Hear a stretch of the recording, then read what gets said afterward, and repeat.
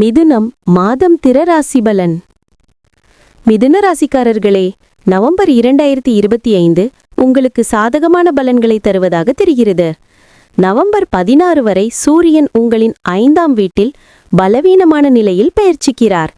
அத்தகைய சூழ்நிலையில் சூரியன் சாதகமான பலன்களை தர முடியாமல் போகலாம். ஆனால் நவம்பர் 16ஆம் தேதிக்கு பிறகு சூரியன் உங்கள் 6வது வீட்டில் பெயர்ச்சிப்பார் மற்றும் சூரியனிடமிருந்து நல்ல பலன்களை எதிர்பார்க்கலாம். செவ்வாயின் பெயர்ச்சி இந்த மாதம் முழுவதும் விருச்சிக ராசியில் உங்கள் 6வது வீட்டில் இருக்கப் போகிறது. எனவே செவ்வாயும் உங்களுக்கு நல்ல பலன்களை தர விரும்புவார். புதனின் பெயர்ச்சி நவம்பர் 23 வரை உங்கள் 6வது வீட்டில் இருக்கும்.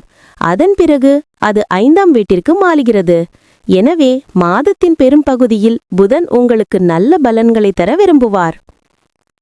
குரு பெயர்ச்சி உங்கள் 2வது வீட்டில் இருக்கும். நவம்பர் 11 முதல் குரு வக்ர நிலையில் மாறினாலும் இந்த மாதம் குருவிடமிருந்து நீங்கள் இன்னும் சாதகமான பலன்களை எதிர்பார்க்கலாம்.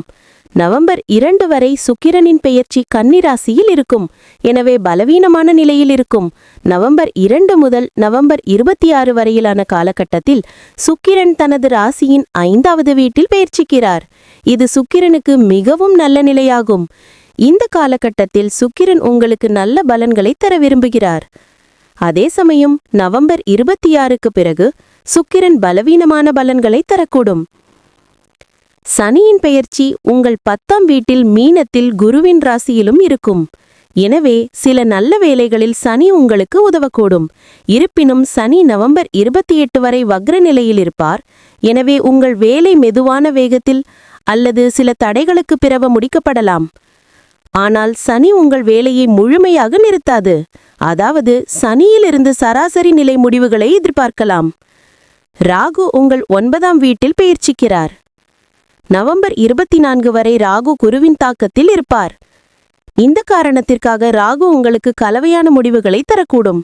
அதே சமயம் உங்கள் 3வது வீட்டில் கேதுவின் பெயர்ச்சி காரணமாக உங்களுக்கு நல்ல பலனை தர விரும்புகிறது.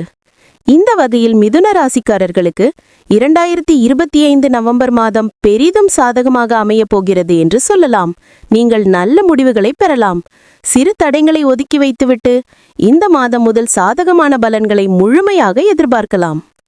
பரிகாரம்: சூரிய உதயத்திற்கு முன் எழுந்து குளித்த பிறகு குங்குமம் கலந்த நீரை சூரிய பகவானுக்கு சமர்ப்பிக்கவும்.